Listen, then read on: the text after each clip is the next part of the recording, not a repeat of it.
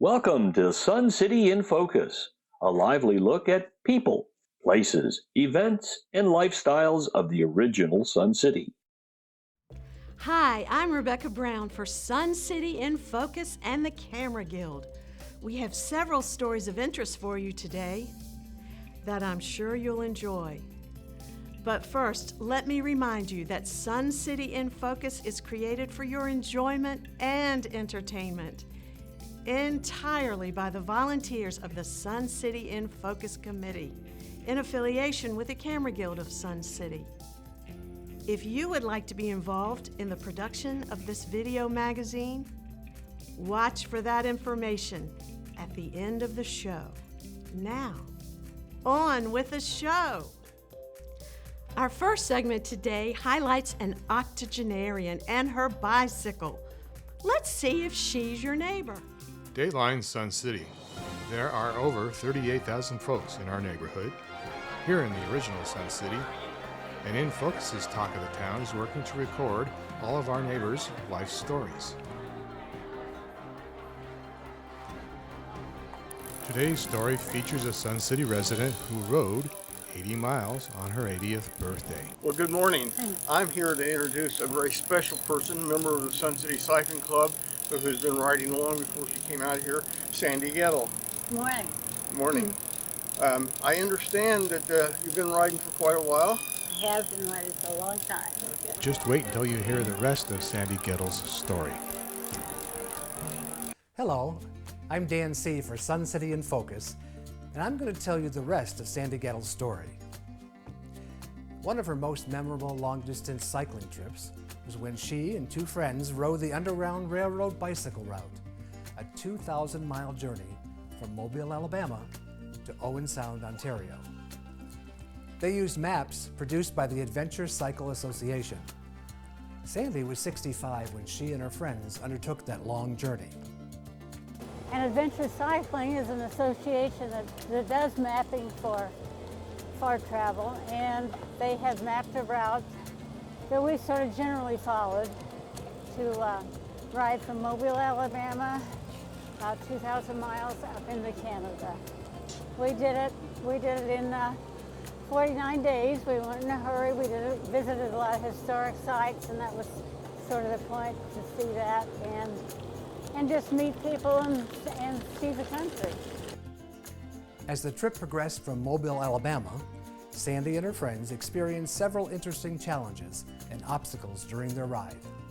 Well, when I first started out, we had kind of a bad day. We're riding and I got bitten by a dog. I had to go to the hospital and get stitched up. The doctor who stitched me up said, "I'm going to do this extra strong because I know you're going to go on," and it worked fine. So the gals continued on their journey. The Underground Railroad was an escape route for the slaves to flee the South to find hard-earned freedom at the northern terminus, which was at Owen Sound. And many of them settled in a village called Sydenham. Every year since 1860, the community holds its Emancipation Picnic, celebrating two historic milestones of freedom: the British Emancipation Act of 1834 and the United States Emancipation Proclamation of 1863. And as they followed this route, 49 days, 2,000 plus miles, they passed through many small towns, met many friendly people, and had a grand adventure. As luck would have it, Sandy found herself a retired obstetrician at one of those restaurants, and he volunteered to remove her stitches. We stopped, of course, in little towns, small town restaurants. There was a community table. Mayor Phyllis was at the table and invited us to sit down. A man came in, looks kind of like a homeless person, and we realized he was well-spoken. And when we told him that about the bike, about the dog accident, and we needed to have the stitches taken out, he said, "Oh, I can do that." He said, "Throw your leg up here over my lap," and I did. And right there in the middle of the restaurant, he took out the stitches. My favorite spot on the whole trip was the Michigan Street Baptist Church in Buffalo, New York. Just before we crossed the Peace Bridge, we pulled up to the church. We wanted to see it because of the historic value. As the girls entered the church wearing their bike gear, they found the congregation to be very welcoming. The church members shared the fact that the slaves had been hidden there and that none of them had been captured. There's a hole inside of a wall where up to 15 of them would be packed in there to hide until it was safe to leave again. It was very touching. So that was Sandy's great adventure at the age of 65. For their 80th birthday, most people take life easy. They go out to dinner or maybe go to a movie and celebrate. Perhaps even enjoy a quiet birthday party with friends and family. Nothing more. That's not how Sandy enjoyed her 80th birthday. She and her partner, Warren Smock, who was 78, got on their bicycles and started riding from their home here in Sun City all the way over to Scottsdale. She rode a mile for each year of her life. Actually, she rode that plus one more mile for a total of 81 miles. It's a tradition among cyclists that you have to ride 80 of your age, ride your age on your birthday. And so I did that, yeah. Let that sink in for a minute. 81 miles on a bicycle in a single day at age 80. She doesn't ride an electric bike or have a throttle, which are more popular these days with many of our seniors. She rides a traditional road-style Trekmadone bicycle that is powered solely by her pedaling. And now you know Sandy Gettle's story. Until next time, for Sun City in Focus, I'm Dan C. Wow, would you do that to celebrate your 80th birthday? Most of us wouldn't go that far, even if we were driving. Next up, we live in a beautiful community. Have you ever thought about who helps to keep things looking as they do? Let's take a look at the Sun City Prides. What's up, Sun City? Have you ever really taken the time to think about how good our community looks as you drive down the streets? For those of you new to Sun City, a lot of the praise should go to the Sun City Prides. I get to see the fruit of your labor all the time driving through this community, so I want to just thank you guys. I know you work hard out here. It's a beautiful community, and this is your government, Maricopa County, so thank you guys for everything you do. Sun City Prides work hard all year long to keep the 210 miles of streets, parkways, and medians in Sun City clean and neat. The Prides became a nonprofit organization in 1982, and by 1983 had 319 active volunteer members. Today's Prides volunteers still number in the 200s, and work hasn't slowed down one bit. Maricopa County officials have estimated that the 62,000 hours of work performed by our volunteers have an annual value of over $400,000. Quite a deal for the county and us. On any given day, you might run into a Pride crew out working the streets. Just recently, we ran into them at the Sun Bowl.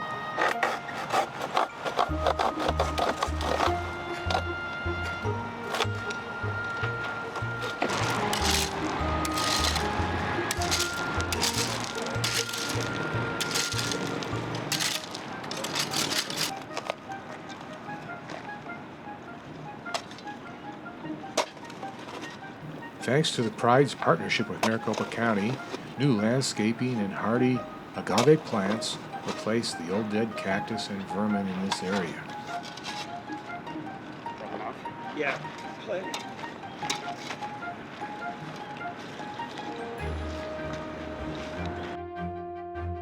So long, citrus, and hello, Xeriscape Landscaping. In 2014, the Prides, along with the county, started the process of removing citrus trees along Del Webb Boulevard. In 2016, Project Desert Canopy continued on with this process. Areas along 107th Avenue saw the orange trees replaced with drought-resistant trees.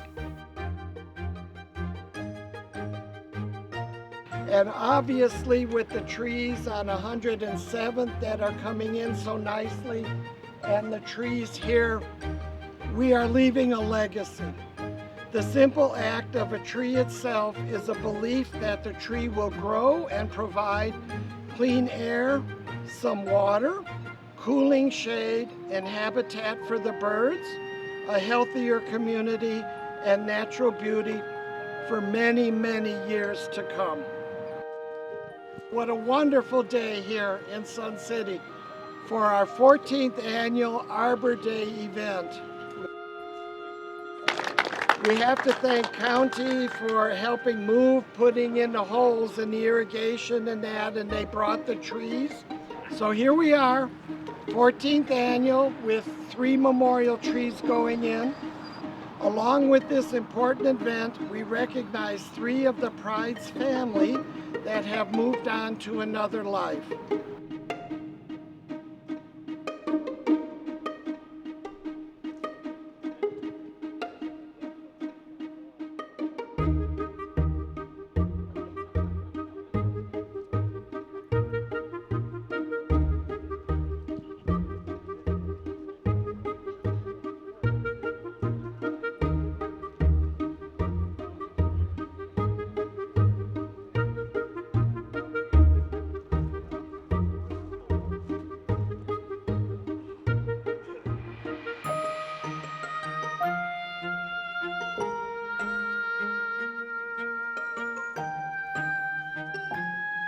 The Prides depend on donations from citizens, clubs, and businesses to provide funds for tools, bubbler and timer supplies, fertilizer and tree and shrub replacement. The county supplies safety vests, plastic trash bags, paint for trees, herbicides, and other materials and supplies.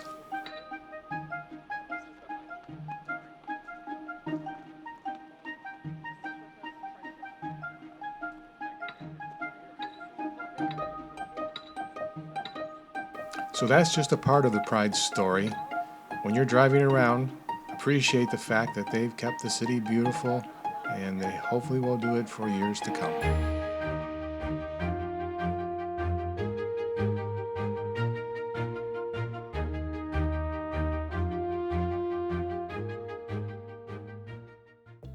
$62,000 hours.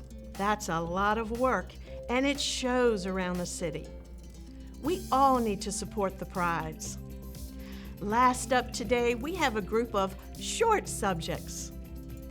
These are upcoming events and topics we promise to follow for you.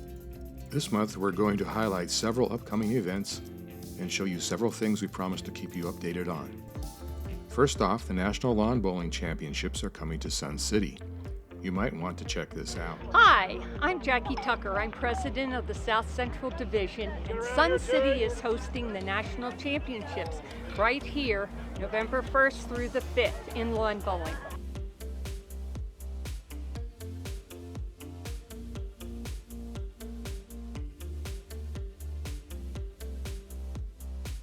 These are the best in their divisions, and they're coming to compete to be a United States champion in singles and pairs.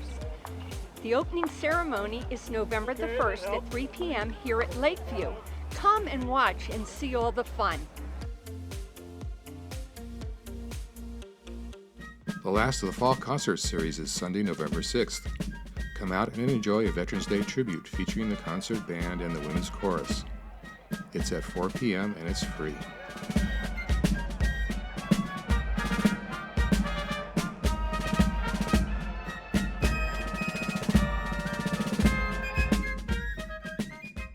Previously, when we stopped by the East-West Maintenance Building construction, the parking lot was not completed yet.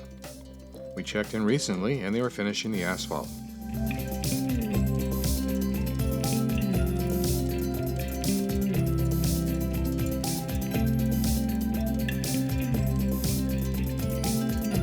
Construction work looks to be almost done. We've been told that we can look forward to an open house for the neighborhood in the near future.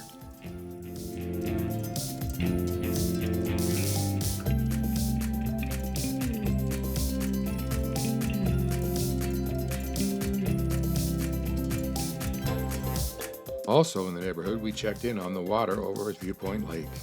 After the rain, it's up a bit. Not sure exactly when it's going to hit bottom.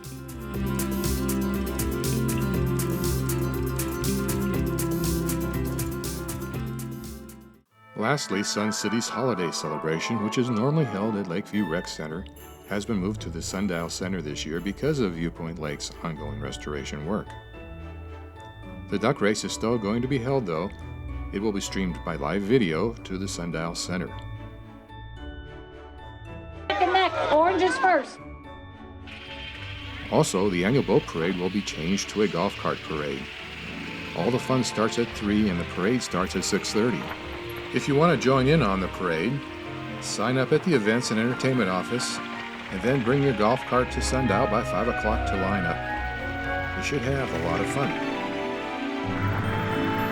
Merry Christmas! That looks like some fun activities coming up. Maybe you have a golf cart that needs decorating.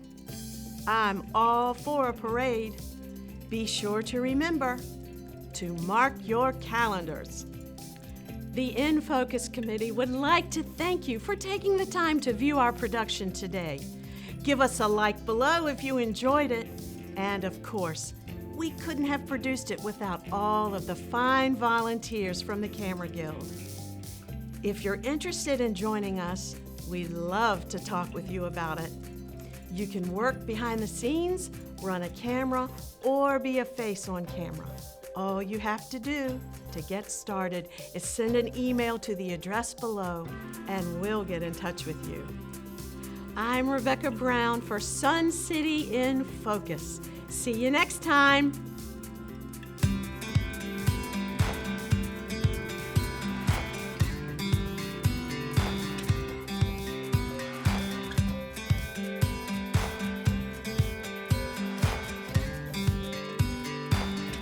This show was produced by volunteer members from the RCSC Sun City in Focus Committee for the entertainment and enjoyment of current and prospective residents of Sun City, Arizona.